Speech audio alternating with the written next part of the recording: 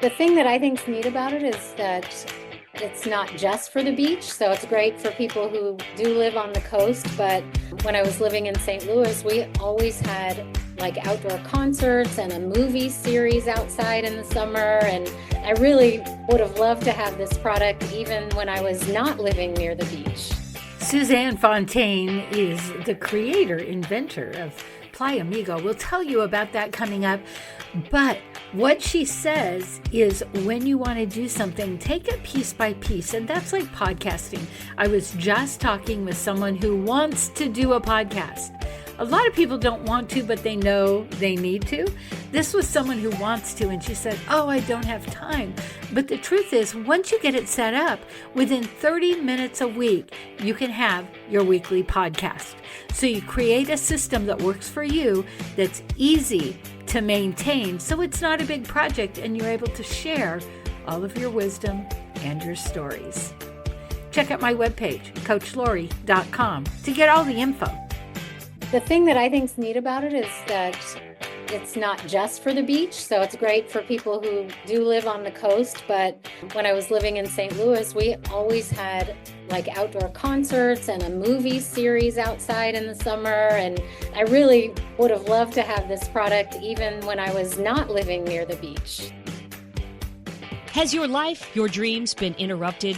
Good news. It is possible to reinvent our lives. People are doing it every day, and some are brave enough to share the struggles, disappointments, and challenges. If you are looking for a new beginning, a do-over, or to rediscover your passion, maybe even find a new one, then grab a cup of coffee and let's talk. Interrupted, Act 2, Reinventing Your Legacy, with your host, Coach Laurie. Suzanne Fontaine is the inventor, creator of Playamigo. We'll tell you what that is, but first, welcome. Thank you. It's great to be here. I love this thing you've created, and I can see, well, I was thinking it's great for the beach, but you had just mentioned so many other things. Tell us about Playamigo. Yeah, this product I invented, I kind of describe it as a portable wedge-shaped ground chair. So if you can imagine sort of like a wedge of cheese, and it is part backrest, part backpack, an all-in-one product that you can carry your things inside and carry it like a shoulder bag or a backpack with the convertible strap. But also when you get where you're going, you can sit down. There's a mat that comes out of the bottom, and there's an internal steel frame that holds the bag shape so that when you lean back on it, you have a place to support your bag. So you can just kick back and relax and sit on the ground wherever you're going, the beach or a park for, say, an outdoor concert, or watching your kids play sports, studying on campus, like camping, all kinds of different uses. Once you created this, were people like, oh my goodness, how did we live without it? You know what? That's been one of the most fun and rewarding things about this journey. Has people that I've never met before say, oh my gosh, where has this been all my life? Or, oh, this is brilliant or genius. And, that makes me feel really great. I am no genius, but I do think it was a good idea. And it sure is rewarding to hear other people say so too. From what I understand, you had sort of retired. You were on your way living your best life when this came to you. Sort of. My husband and I run a small creative services business, so that's still going on in our lives. We made a pretty major pivot around the time that the COVID pandemic started. We made a decision to sort of pick up our lives. We were living in St. Louis, Missouri, and we made the decision to move to one of the places that we've loved for a very long time, Puerto Viarta, Mexico. So that's where we live and work now, but we make lots of trips back to the States to see our friends and family and our clients. What happened? You were just on the beach one day and you were like, wait a minute. Well, we knew we wanted to live here from our very first visit in 2008. And we started talking about maybe making plans to be able to retire here one day. But then when the pandemic came, there were two things. It was the pandemic and also my 50th birthday were both happening in March of 2020. And at the same time, the job I was in with a nonprofit organization that means a lot to me. I'm a breast cancer survivor, and this was Susan G. Komen, and I was the executive director of their Missouri affiliate. when the pandemic came, the Coleman's National Board made a decision to move from an affiliated model where they had affiliates in lots of different cities around the country to a more centralized single entity model, which was a fantastic decision for the organization. I think it was very smart, given the circumstances. But for me, I could see that would change my career in a little bit of a different direction that I wasn't prepared for.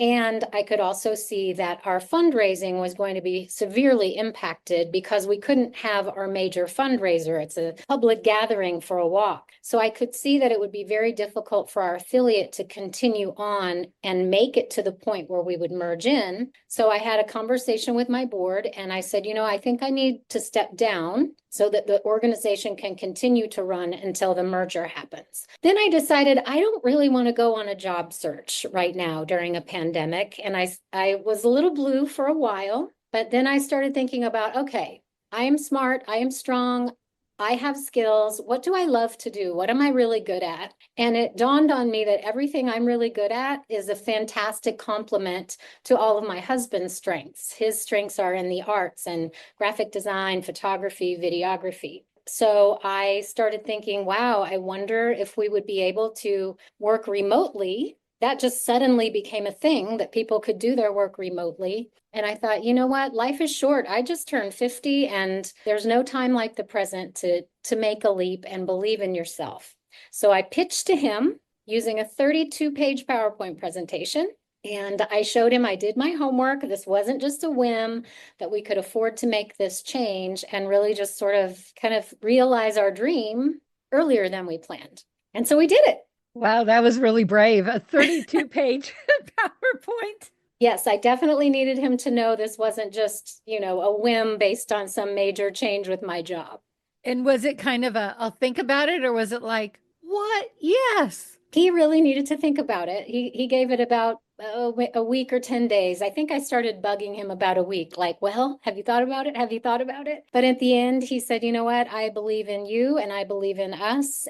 I can't think of a reason to say no, so let's go for it. And since you've made that move, any regrets? No, although I will say it's starting to get warm here. We have a rainy season during kind of the late spring and all through the summer leading into fall.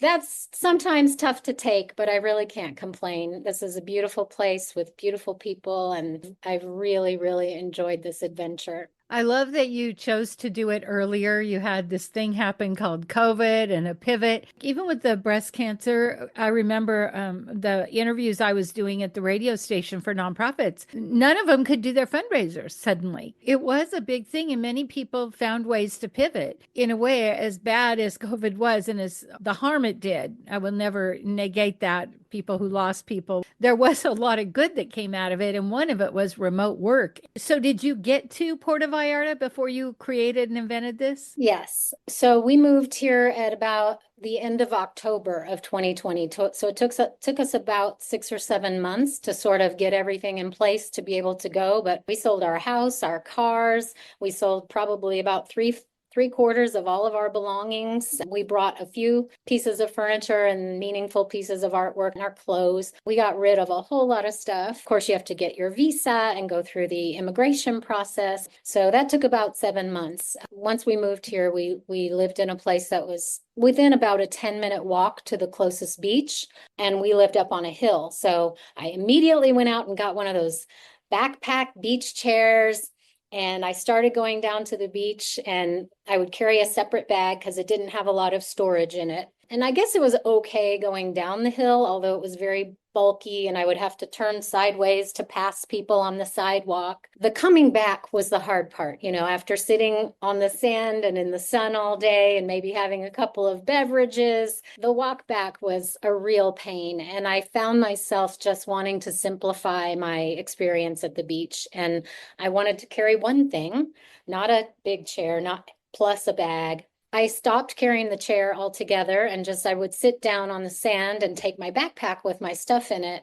And I found myself after about 15 or 20 minutes, I would start to slouch and my back would start hurting, my lower back. Then I'd lean back on my shoulders or put my arms behind me.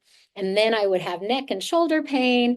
And I thought, I just need something to prop me up. I don't mind sitting on the ground, but I just want a prop. Eventually I started sketching ideas like, gosh, what would that perfect thing for me be? And I came up with this idea of this wedge shape. So it's hollow inside, and that I could put everything inside of it. But then when it was closed, I could also lean on it and it wouldn't just collapse. I tried it with my backpack. It didn't work. It just flumped over and it was no good. So it needed something inside. And little by little, I couldn't get this idea out of my mind. And so I felt like I had to bring it to life. Just a little interruption if you've been thinking about having a podcast. I'm scared of failing.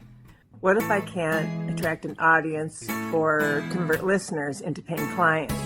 I don't want to waste time and energy on something that won't work. I really understand that fear, and it's totally valid. But here's the thing. Podcasting doesn't have to be a huge gamble. With the right strategies, you can build an engaged audience who wants to hear from you.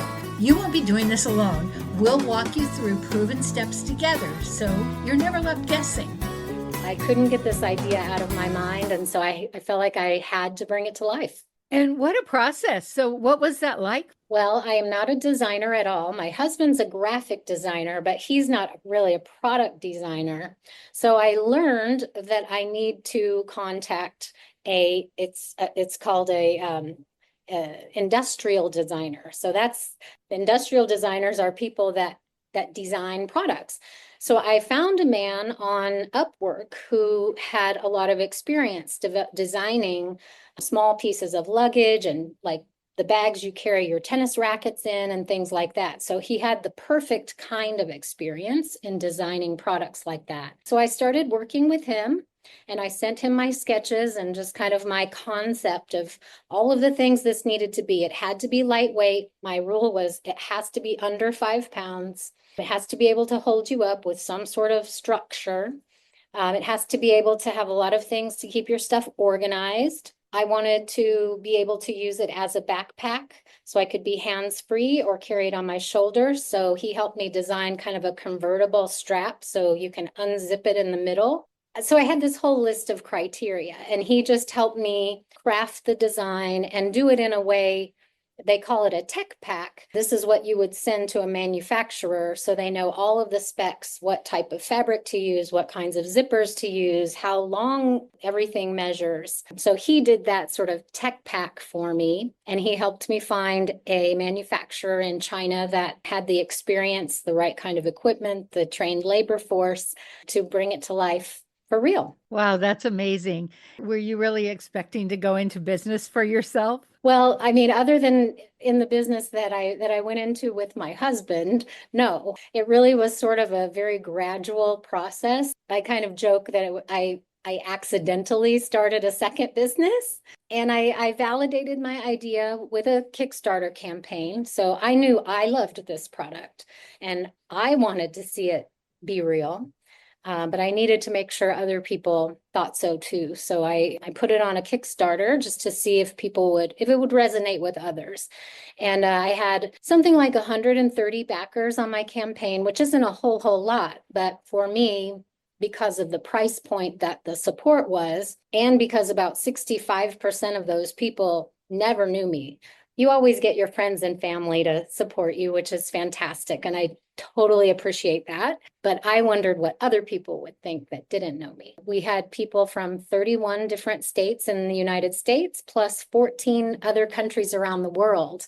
We have Playamigo in New Zealand, in Germany. We have a few in Canada, a couple in England. Yeah, so that was very validating to me to know that people all over the world love this idea and could see a use for this in their life too. I think it's so amazing that you started this business later in your life. You said you had turned 50, and often I work with older women, and often I hear women, once they get past 50, they feel like they missed it or it's too late to do something they love. And so to hear that you not only got this idea, but you went through the whole process to create it and then make it happen and sell it is just amazing. Yeah, thank you. Yeah, sometimes I do think, gosh, what if I had gotten started earlier? What if I had come up with this idea earlier? And I look back and think, oh, gosh, it would have been helpful to have a little bit of more business education in my background. College, I majored in communications and management. But you know what? It has been very rewarding, the learning, even the mistakes. I can appreciate the learnings that I'm getting, the people that I'm meeting, the community that I'm building in the female inventor space and female entrepreneur spaces has been such a gift. I think it keeps you young to keep learning and growing. It's been fantastic. I really don't regret a bit of it. We talk about a lot about leaving a legacy. And when I was thinking about getting to chat with you, when I was a young mom, I wanted to invent something. I really did. And there were times when I thought I really had something, but it was before internet. I never knew what was next. If you asked me what they were, I would not remember now. That was heavy on my heart. I wanted to invent something. Like, what if I invented something that helped people? Yeah, I think I've always been a creative person, but my creativity was usually more around things like writing or doing sort of crafty or artistic kinds of things. So I did sort of surprise myself by coming up with an idea for a product that was a useful thing that people that might be able to help people enjoy their time outdoors in a more simple and relaxing kind of ways. That was a little bit surprising, but it's been so much fun because I do enjoy the creative process. It's been just a little bit of a different creative outlet for me than I'm used to. And do you feel like this is good and you're just going to build on this, or now you getting more ideas and feeling like, oh, there could be more? I would like to see us maybe one point come up with a couple of accessory products that I think would really complement it. They're nothing really mind-blowingly new, but I would love to be able to maybe create like a cushion that has a Velcro strap on the back so it can attach to the existing product, because some people aren't as comfortable sitting on the ground and might want a little bit more cushion. So one idea we have is to come up with that accessory product that can be an add-on, to bundle together, that would still fit inside the bag when it's inside. I'm not interested really in like creating another water bottle or another beach towel. Those are all nice accessories to have, but those things already exist. So I kind of want to keep my focus on complementary products that kind of don't already exist or work and fit really well with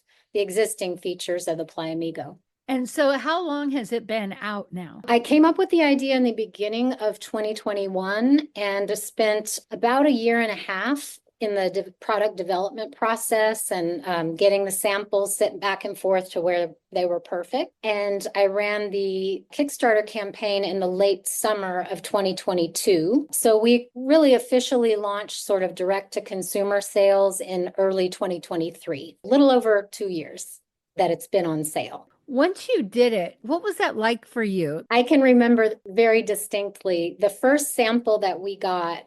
We had it shipped to our friend in Missouri because we were here in Mexico at the time. We had it shipped to her house because she was coming to visit soon. So she agreed to carry it in her suitcase. And the day that we got together to pick it up from her, I remember opening it up and just thinking, oh my gosh, it's really here. It's really real, and trying it on. And I walked home with my husband that day wearing it on my back like a backpack. And I looked at him and I said, do you know that this is the one and only thing like this in the whole world? Like, this is the one, it's the only one that exists on the whole planet. Isn't that weird? It was a really great moment. I loved it. That's so awesome. If somebody wants to get 1 or 10, I mean, I'm like, I need one for me and one for my sister. Where can we go? How do we get them? You can purchase directly from the Playamigo website, which is theplayamigo.com. We're also on Amazon.com, and there's a site called The Grommet where people can buy it. So several different ways, but of course I love when you buy direct from my website. So, and what is your website? It's www.theplayamigo.com. And Playamigo, by the way, is a combination of the Spanish words for beach and friend. So playa and amigo go together, but there's only one A in the middle. But like I said, it's way more than just a beach product, goes way beyond the beach. So I'm looking forward to seeing our customers using it, especially as the weather gets warmer up in the United States. But you can play too. It's a playful kind of a product for sure. It is. And also I thought about when I was thinking about going to the beach, of course you can take them to the park, whatever, is a lot of times chairs, if you put them in sand, they're not stable anyway. Right. Some of them can sink down. Some of them Yeah. are better made than others for sure. But yeah, I would say also sometimes can just be bulky and heavy depending on the brand you have. And some of them have a little bit of storage. Some of them have no storage. So you have to have that separate bag. So this is a product really for people that love the outdoors and love going to the beach or the park, but really kind of hate dealing with a lot of cumbersome gear. Suzanne, before we go, what is it?